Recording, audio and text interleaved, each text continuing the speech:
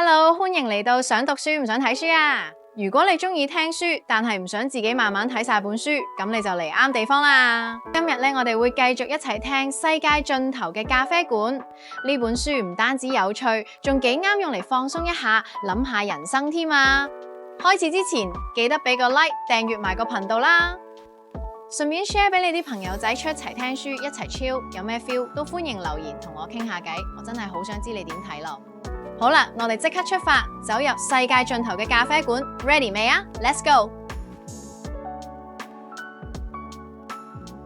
世界盡頭嘅咖啡館第10章，海坑嗰句說話呢，真係直插我心入邊啊！做大家都做緊啲嘢，真係可以幫我揾到自己存在嘅意義咩？我仲未開口，佢就再問多句：約翰，你見過綠海龜未啊？海龜，我哀一哀，係啊，海坑點點頭。海龜入邊一種準確啲講呢，係種綠色嘅大海龜，指腳蹼同頭上面都有綠色斑點嘅。我好似喺箱入邊見過喎。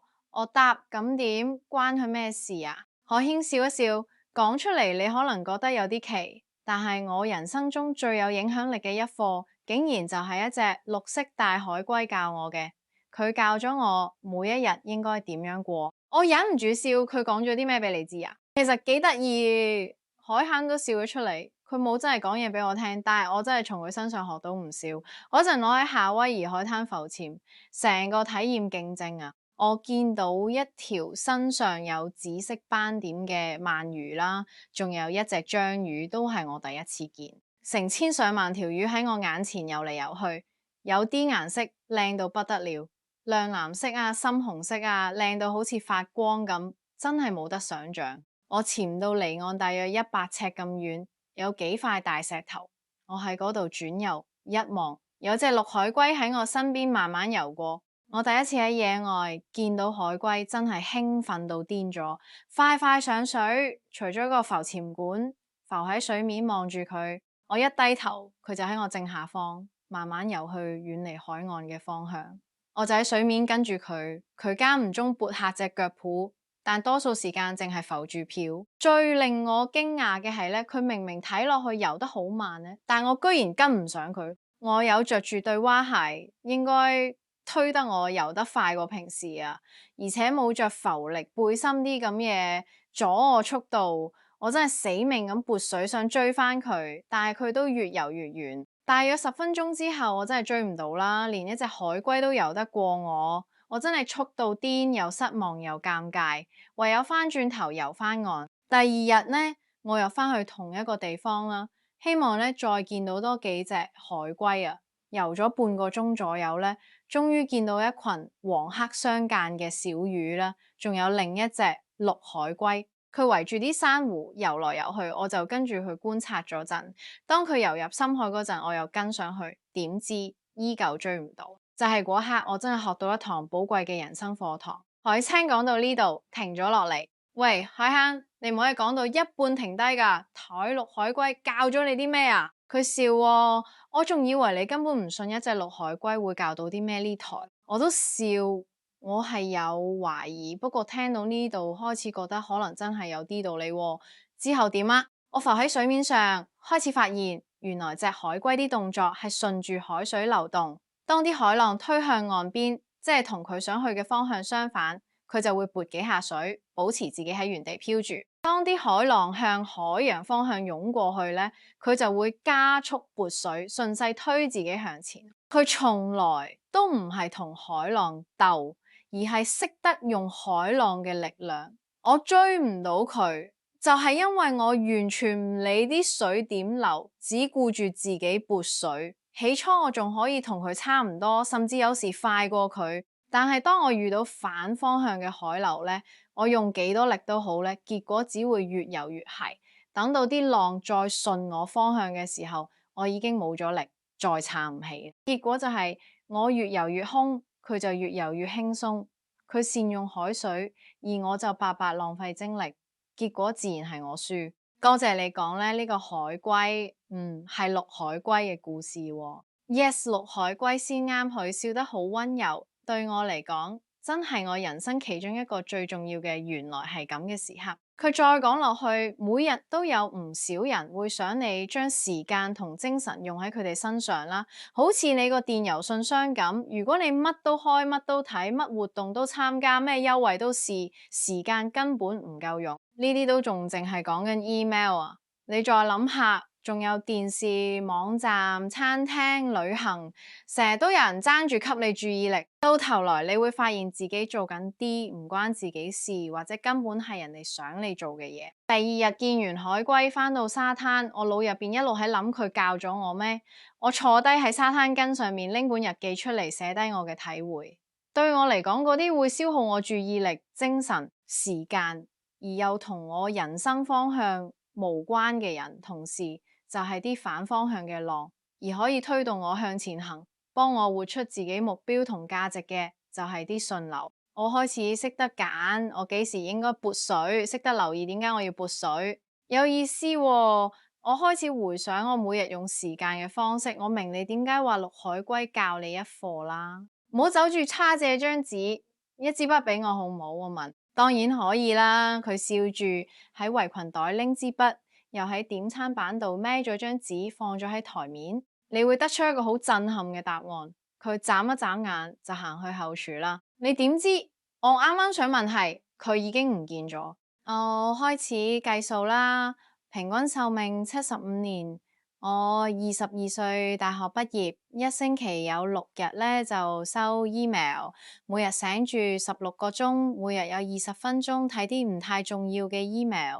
計完一輪咧，我都唔敢信自己計出嚟個結果，再驗多2次，答案都係一樣。我先醒覺，海星講嗰啲反向浪其實一啲都冇誇張。如果由我畢業開始計，每日20分鐘睇啲無謂 email，累積落嚟可以浪費咗我成整整1年嘅人生。點啊？海興返嚟問，我仲未反應過嚟。你講得啱呢，我講真係有啲震驚啦。原來睇啲無謂 email 可以嘥1年人生咁多啦。佢笑咗，約翰唔係全部 email 都係垃圾啊，太。我知，但係對我嚟講，好多都真係冇意思。仲有垃圾都唔止 email， 我啱啱仲喺度諗有冇其他反向浪霸住咗我每日嘅時間同精神。呢樣真係值得你好好去揾出嚟佢啦。佢笑咗一下，轉身去招呼另一邊嘅客人。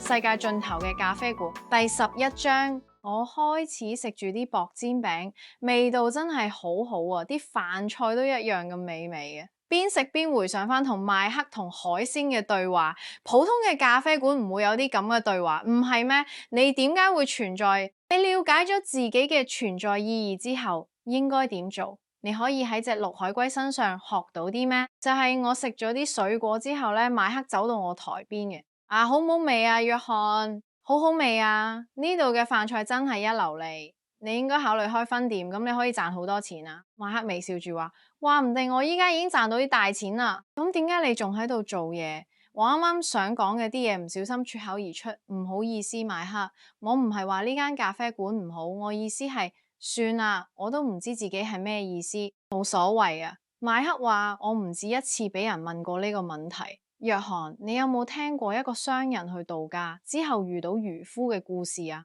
冇聽過。嗰個故事幾年前好流行啦。麥克講，想唔想聽啊？呢個故事同你講開分店有啲關係。想聽啊？我答。好啦，故事係咁嘅，一個商人去度假，佢想唔好再理日常嘅煩惱，想重新充實自己嘅幹勁，賺翻多啲錢。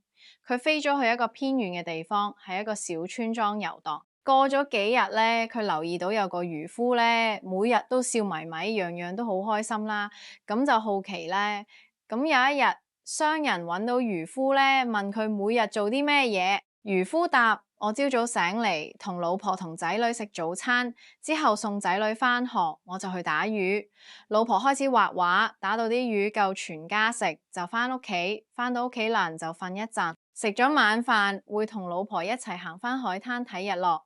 仔女就喺海度游水，商人聽完呢哀哀話，你每日咁樣過，差唔多啦。漁夫答有時會做下啲其他嘢，不過大部分時間就咁樣過，呢個就係我嘅生活。你每日都可以打到魚咩？商人問。得啦，漁夫答，哇，海入邊魚多，除咗自己同家人食嘅魚，你仲有冇打到啲多餘嘅魚啊？商人問。漁夫笑住答，有啊。我成日打到啲多餘嘅魚，不過我會放翻佢哋返海。你睇，我就中意打魚。但係點解你唔整日打魚，打多啲，然後賣掉賺多啲錢，咁就可以再買多啲船，請多啲人，再賺多啲錢。幾年之後，你可以開間大公司做國際漁業嘅生意，係唔係咁？漁夫笑住再問：我點解要咁做？做咗之後，你就可以賺好多錢。然後退休過自己諗過嘅生活啦。後，我做咩啊？漁夫問。你就可以做任何嘢啊，隨時想做咩都得，擺脫工作嘅束縛，去做自己中意嘅事。商人答。咁即係我可以同我老婆食早餐，一齊睇日落咁咩？漁夫笑住問。當然可以啦，啲魚雖然可能唔會咁多，但係都應該仲有啲。商人答。咁我可以同老婆行海灘，仲可以俾仔女喺海游水。漁夫再問。係啊，當然啦，退休之後你可以做自己中意嘅事，唔使擔心工作。不過仔女可能已經長大，唔係細路啦。商人答。漁夫笑住同商人握手，話佢可以早啲努力賺錢。馬克講完之後咧，就問我：約翰，你有咩感覺啊？我覺得自己同嗰個商人有啲似。為咗賺夠錢再退休，我已經用好多時間喺工作上。我以前都係咁嘅，馬克講。不過後來我發現咗一樣好重要嘅嘢，退休係將來嘅事，係等到我有錢可以自由做自己中意嘅事，隨時做自己想做嘅活動，隨時安排自己嘅生活。但係有一日呢，我工作唔順心，返到屋企呢，我覺得自己應該過得更開心，過一啲唔同嘅生活。過咗一段時間呢，我開始諗返我平時嘅生活方式㗎嘛，發現原來有啲地方係可以改變嘅，真係好奇怪。我竟然會有呢啲疑惑，真係搞唔明。我一邊聽住馬克講，邊食住啲飯，我開始意識到，其實每日都係一個機會去做啲自己想做嘅事。每一日我都有機會用行動回答嗰個問題，唔需要等到退休。我放低叉向後靠咗下，咁簡單咩？我問啊，如果真係咁容易，唔係所有人都應該做返自己想做嘅事咩？拉克笑住話咧，不過咧，可能唔係每個人都適合我呢種做法啦。就例如你，約翰，你有冇真係做自己想做嘅事啊？我冇諗到佢會咁問，我心底有啲希望馬克可以繼續講落去。我真係專心聽住，不過我諗咗一陣，我冇啊，我答。點解冇咧？對話開始轉咗個唔同嘅方向。老實講，我都唔知道點解。讀大學嘅時候，其實我唔知道自己想讀啲咩。嗱，有一科我幾中意嘅，有好多朋友話呢科比較好揾工，所以我選咗呢個專業。咁呢個之後呢，我畢業咗啦，開始做嘢啦，目標就係賺多啲錢啦。我揾到份唔錯嘅工，收入唔錯，生活幾乎都係照舊。其實我可能都冇諗過呢個問題咯。我指住菜單啦，今晚係第一次諗。我啱啱講過啦，馬克話呢一啲問題唔知幾時會出現，或者係以咩方式出現啦，都幾有趣。真係好奇怪，我話咩奇怪？馬克問我哋啱啱講嗰啲事，大家明明可以做自己想做嘅事，點解要咁多時間準備好先做，而唔係即刻去做呢？點解會咁呢？馬克諗咗一陣。講啦，我覺得你應該揾個人傾下呢個問題，佢可以幫你解答。馬克講完呢，就企起身揸住去海興嗰度。海興依家同啲客人講開啲咩，我聽唔到。不過過唔老啦，其中一個客人呢，站起身咧向我行過嚟。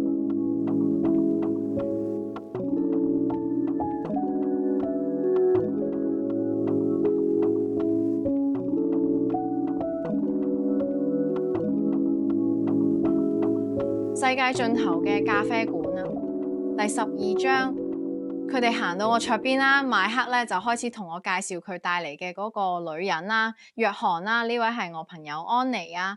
咁安妮咧，呢位係約翰啦，今晚係佢第一次嚟我嘅咖啡店。安妮笑咗一笑，我哋握咗握手，好開心識到你。我講，聽馬克講，應該係你成日嚟呢度食嘢啫。係咪時唔不時都會嚟啦？佢答呢度係個神奇嘅地方啦，喺你最需要嘅時候，突然間你就會發現自己已經喺度。我都有咁嘅感覺，我講。安妮，我同約翰啱啱喺傾你最中意嘅話題，可能我哋應該聽聽你呢個專家嘅意見。邁克話。安妮笑到唔停。好啦，我唔知自己算唔算專家，不過我唔缺少意見。你哋啱啱係傾咩？約翰問。明明大家可以做想做嘅嘢，點解唔即刻做，反而要花咁多時間準備？邁克話。啊，呢個真係我最中意傾嘅話題啊！安妮又笑到唔停。安妮咁嘅笑聲真係幾有感染力，我即刻對佢有好感。安妮，請坐。我想聽下你嘅睇法，邁克。如果你有時間，一齊坐低傾下。佢哋喺我對面坐低。邁克話，喺開始呢個話題之前，我先同你簡單講講安妮嘅背景。佢有世界頂尖商學院嘅高等學位，唔少年嚟都係廣告界嘅高管，頗有名氣。哇！我講佩服佩服。客氣啦。佢笑住答。不過要講接落嚟嘅話題，可能繞唔開呢段背景。約翰，你有冇睇電視、睇雜誌、上網或者聽廣播？有時會。我答。點解？我哋為乜嘢要花咁多時間準備自己想做嘅嘢，而唔係即刻去做？部分答案就喺我哋每日接收到嘅資訊裏邊。佢講，廣告商早就知道，如果你啱啱好觸及到人嘅恐懼同渴望，佢就能夠刺激佢哋做啲行動。只要你揾到啱嘅恐懼點或者慾望點，就能夠促成佢哋買特定商品或者服務。可以舉個例子咩？我問。好啦，我唔知你有冇見過或者聽過呢類型嘅廣告，佢哋重點係令你開心或者覺得安全感，但其實內裏隱藏咗一個訊息，就係只有擁有呢件產品，你嘅生活先會更好喎。唔知，我講應該有啊。呢類廣告通常將真實意圖藏得好巧妙。佢講，大部分時候廣告公司唔會直白咁講。咁但係如果你察覺到廣告嘅意圖啦，又或者做過唔少廣告咧，可能就會發現咧，呢啲信息係希望你相信，只要擁有某啲產品或者服務咧，你嘅人生就會圓滿啦。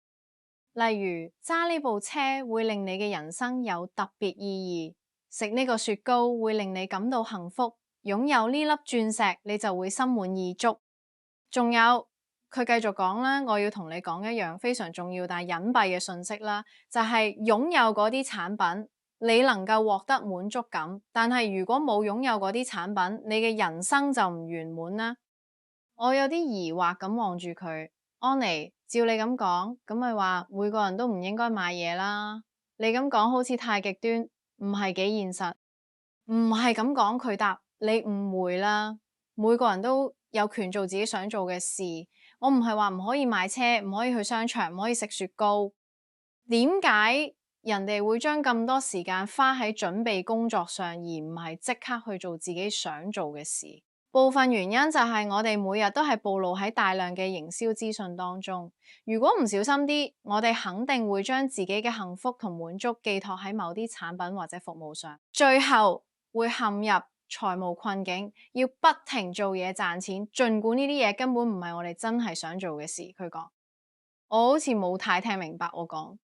我舉個例子啦，安妮講呢個例子唔適用於每一個人，但有助於解釋清楚我哋啱啱講嘅問題。